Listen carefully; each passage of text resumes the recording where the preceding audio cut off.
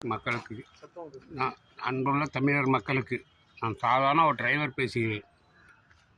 என் பேர், என்னுடைய அட்ரஸு, என்னுடைய ஃபோன் நம்பர் முதலமைச்சர் மனுவில் உள்ளது.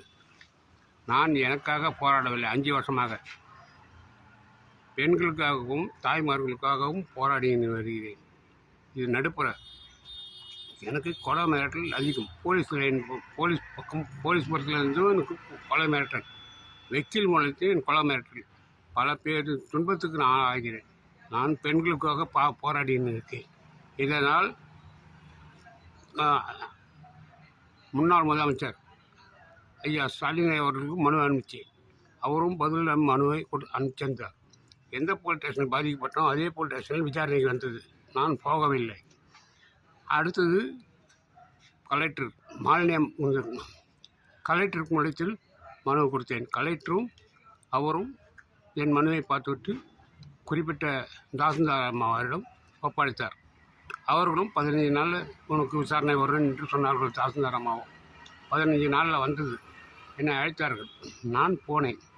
குறிப்பிட்ட கம்ப்ளைண்ட் பார்ட்டி என்னை 10 மணிக்கு வந்தாங்க. கம்ப்ளைண்ட் பார்ட்டி சாயங்காலம் 5 மணிக்கு தான் வந்தாப்புல.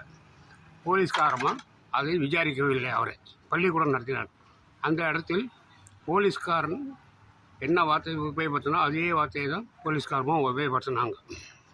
இதனால் கலெக்டரோ தாசில்தாரோ கடவுளோ வந்தாலும் இவங்களை திருத்த முடியாது. இதனால் மனம் வேதனைப்பட்டு நான் 5 வருஷமாக போராடி இருக்கிறேன். இது நான் சொல்கிறதுக்கு அது அனைத்துக்கும் ஆதாரங்கள், சாட்சிகள் உள்ளது. இதில் போலீஸ் குழந்தையில் இது நடக்கிறது.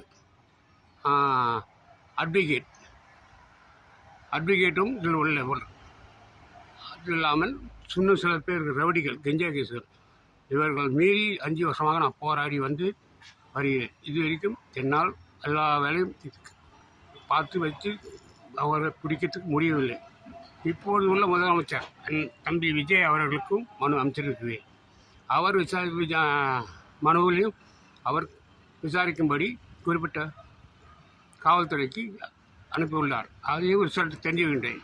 இப்பொழுது குறிப்பிட்ட எம்எல்ஏவுக்கும் நான் ஃபோனில் பேசினேன். அவர் இன்று புதன்கிழமை என்று சந்திக்கும்படி சொல்லியிருக்கிறார். அதுக்கு முன் மக்களிடம் என்னை பற்றி தெரியப்படுத்துகிறேன். பெண்களை கேவலமான வார்த்தை ஒன்று. என்ன வார்த்தை என்று கேட்டுங்கள். ஆம்பளையாக பிறந்தா பல கோழிகளை சாப்பிட்டு பார்க்கணும். பல கோழிகள்னால் பல ஜாதி கோழிகளை, அப்படி என்றால் பல பெண்களை சாப்பிட்டு பார்க்கணும் என்று சொல்கிறான் ஒருத்தவன். கலெக்டர் ஆஃபீஸே எங்கள் கையில் இருக்குதுன்றான் ஒருத்தவன். இன்னும் ஒருத்தவன் போலீஸ் ஸ்டேஷன்லேயே என் ஆள் இருக்கிற வரைக்கும் ஒன்றையும் பண்ண முடியாதுங்க. இப்படி இருக்கும்போது பொதுமக்கள் நான் தனியாக போராட முடியாது. என் கூட இருந்தவங்கெல்லாம் இதில் தெரிஞ்சு விட்டார்கள். எனக்கு உதவி செய்தவரெல்லாம் மறைமுகமாக தான் உதவி செய்கிறார்கள். இப்பொழுது நான் ஒரு கொலையாளி, மனைவியை கொண்டவன், பிள்ளையை கொண்டவன். அந்த பெண்ணுக்கு ஆசைப்பட்டு, பொண்ணுக்கு 13-18 வயசு கூட இருக்காது. அந்த பெண்ணுக்கு ஆசைப்பட்டு மனைவியும் மகனையும் கொண்டான். அது பத்தாததுக்கு இன்னும் பல மோசடிகள் வேலை, மக்களை ஏமாற்றி மிரட்டி கொண்டு வேலை செய்கிறேன். இவனுக்கு உடந்தையாக இருக்கிறவர்கள் தான் இவருக்கு அனைவரும். இது இல்லாமல் ரவுடி கோஷ்டிகள். நான் போராடி பார்த்து என்னால் முடியவில்லை. என் பொருளாதாரமும் குறைந்து விட்டது, என்னுடைய வயசும் கூடிவிட்டது. ஆகையினால் இன்று புதன்கிழமை அன்று நான் மினிஸ்டரை பார்க்க எனக்கு டேட்டு கொடுத்துருக்கார். இதுக்கு மீன் உங்களுக்கு தமிழ்நாட்டு மக்களுக்கு அனைவருக்கும் தெரியப்படுத்துகிறேன். காலேஜ் படிக்கும் மாணவர்களுக்கு வயசு 30 வயசு இருக்கும். அதே வயசுக்குள்ள பிள்ளைங்கள், 2 பிள்ளைங்கள் கணவனை இழந்து பிள்ளைகளை பிரிஞ்சு தலைமறைவாக வாழ்கிறார். இவ்வளவுக்கும் போலீஸ் உடஞ்சையாக இருந்தும், வக்கீல் எல்லாம் உடஞ்சவன், ரவுடி கோஷ்டி உடஞ்சா இருந்தும் சாதாரண மனிதன் நான் என்ன பண்ண முடியும்?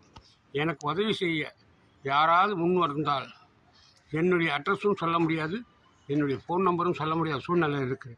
இப்பொழுது தெளிவாக நான் பேசிவிட்டேன். இப்போது என் எதிரியே நான் உங்கள் எல்லாரும் பேச தெரிஞ்சவன் ஒன்றை சூசைட் பண்ணுறதுக்கோ இல்லை கொலை செய்யறதுக்கோ முயற்சி பண்ணுவாங்க. இதை தப்பிக்க விடாததுக்கோசம் முதலமைச்சர் மனுவுக்கு அமைச்சிருக்கு. அவர் மனுவில், என் மனுவில் அவருக்கு தெரியும்.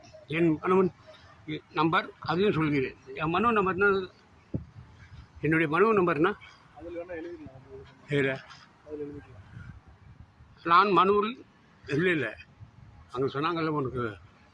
அது உள்ள மெசேஜில் போகிறேன். சரி, இந்த மெசேஜில் பார்த்து என் மனுவை நம்பரே தெரியும். முதலமைச்சருக்கு காது அவருக்கு பார்வைக்கு எடுத்து போகும்படி நான் தாய்மையுடன் கேட்டுக்கிறேன். இந்த குற்றவாளிகளை தப்பிக்கக்கூடாது என்றுதான் நான் போராடுகிறேன்.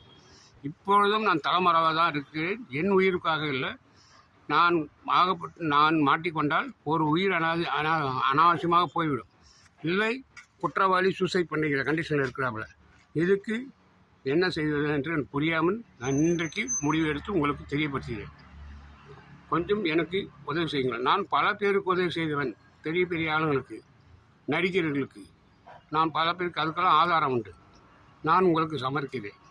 இப்படிக்கு என் பேரை சொல்ல விரும்பவில்லை. என் ஃபோன் நம்பர் எல்லாத்தையும் அனைத்தும் முதலமைச்சர் மனுவில் இருக்குது. அது மனு